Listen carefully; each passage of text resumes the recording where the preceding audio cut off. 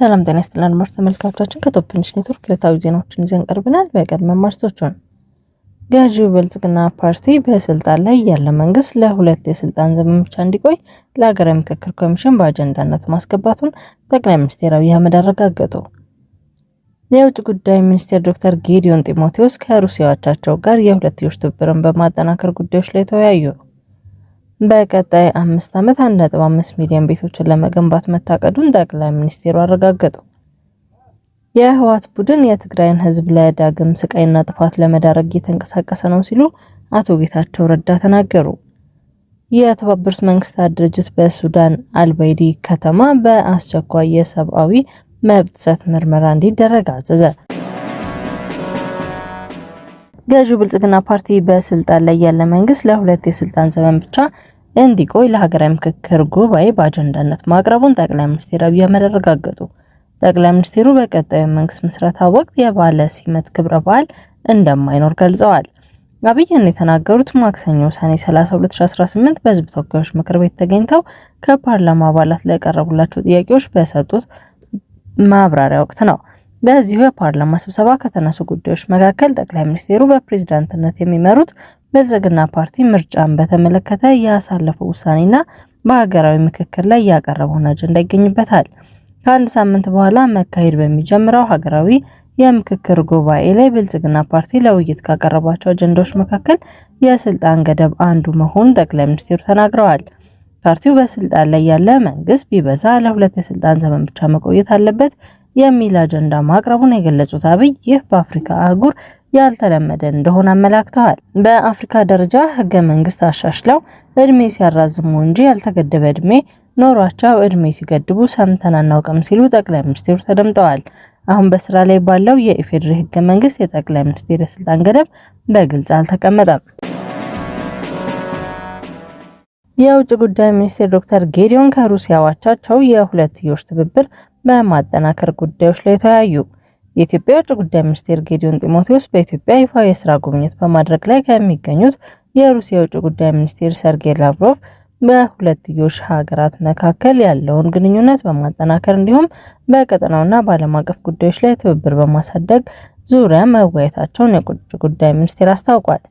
ከሰዓት በኋላ በአዲስ አበባ በተካሄደው በዚህ ውይይት ዶክተር ጌዲዮን ከኢትዮጵያና ከሩሲያ ወዳጅነት ዘመናትን የተሻገረ መሆኑን ገልጸዋል። ይህም ታሪካዊ ቁርጠኝነት ለሁለቱ ሀገራት የሁለትዮሽ ግንኙነት ጠንካራ መሰረት መሆኑን ቀጥሏል ብለዋል። ሚኒስቴሩ ሁለቱ የውጭ ጉዳዮች ሚኒስቴር በጋራ ትኩረት በሆኑ ቀጠናዊና ዓለም አቀፋዊ ክስተቶች ዙሪያ ሀሳብ የተለዋወጡ ሲሆን ለረጅም ጊዜ ከዘለቀ ፖለቲካና የዲፕሎማሲ ግንኙነት ባሻገር ትብብራቸውን ይበልጥ በማሳደግ የሚቻልባቸው መንገዶች ላይ መክረዋልም ተብሏል። ውይይቱ በንግድ በኢንቨስትመንትና በቴክኖሎጂ ሽግሽግ መስኮች ላይ የጋራ ተሳትፎን የበለጠ ማጠናከር ዙሪያ መክረዋልም ተብሏል። ሁለቱም ወገኖች የምጣኔ ሀብት ትስስራቸውን ይበልጥ ማጠናከር የሚችሉ እድሎች ማሰሳቸውን ተገልጿል።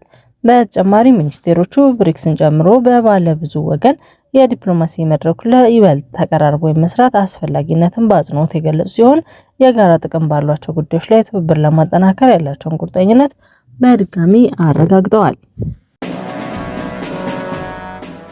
በቀጣይ 5 ዓመት 1.5 ሚሊዮን ቤቶችን ለመገንባት መታቀዱን ጠቅላይ ሚኒስትሩ አረጋገጡ።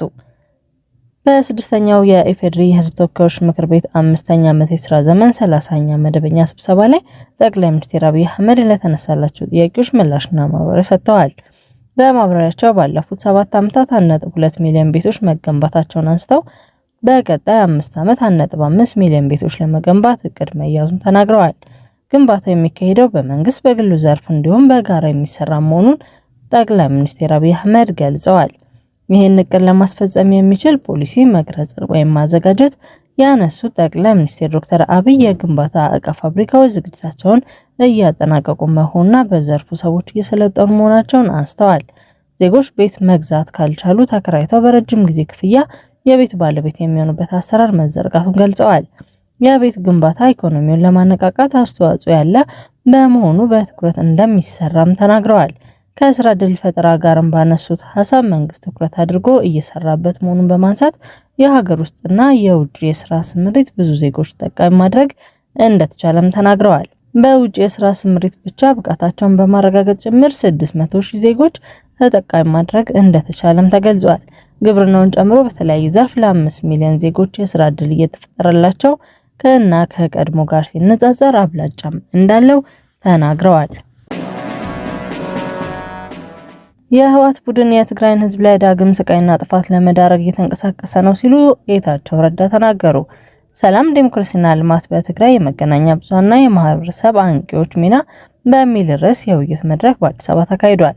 በመድረኩ የተገኙት የጠቅላይ ሚኒስትሩ የምስራቅ አፍሪካ ጉዳዮች አማካሪ ሚኒስቴር አቶ ጌታቸው ረዳ የህወሓት ጽንፈኛ ቡድን የትግራይን ህዝብ በህልውና አደጋ ውስጥ እየከተው እንደሚገኝ ተናግረዋል።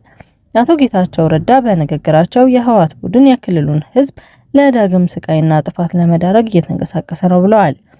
ጽንፈኛው ቡድን የፕሪቶሪያ የሰላም ስምምነትን በመጣስና የትግራይ ህዝብን እንደ መያዣ መጠቀም ወደ ቀቢጸ ተስፋ ለመግፋት እየሰራ መሆኑን ተናግረዋል። ቡድኑ ወጣቶችን ከትምህርት ገበታቸው ከሃይማኖት ተቋማትና ከመንገድ በጉልበት እያፈሰ ወደ ጦርነት እንዲገቡ እያደረገ መሆኑን ጠቅሰው ይህ ሰብአዊነት የጎደለው እኩይ ድርጊት ነው ሲሉ አውግዘዋል። የተባበሩት መንግስታት ድርጅት ከሱዳን አልአባይድ ከተማ አስቸኳይ የሰብአዊ መብት ጥሰቶች ምርመራ እንዲደረግ አዘዘ። የተባበሩት መንግስታት የሰብአዊ መብቶች ምክር ቤት በሱዳን አልአባይድ ክልል ፈጥኖ ደራሽ ሰጪ ኃይል እየፈጸመ ያለውና እየተባባሰ የመጣውን የኃይል እርምጃ የሚያወግዝ እንዲሁም የተፈጸሙትን በደሎች የሚያጠና አስቸኳይ የምርመራ ቡድን የሚያቋቁም የውሳኔ ሀሳብ አጸደቀ። ዩናይትድ ኪንግደም ከሌሎች 14 ሀገራት ጋር በመሆን ያቀረበችው ይህ የውሳኔ ሀሳብ የፈጥኖ ደራሽ ድጋፍ ሰጪ ኃይል በሱዳን ትላልቅ ከተሞች አንዷ በሆነችው አልአባይድ ዙሪያ ጦሩን እያከማቸ መሆኑን ተከትሎ መጠነ ሰፊ የጭፍጨፋ አደጋ ሊከሰት እንደሚችል ቀደም ሲል ማስጠንቀቂያ በተሰጠው መሰረት ወቅት የቀረበበት ነው ተብሏል።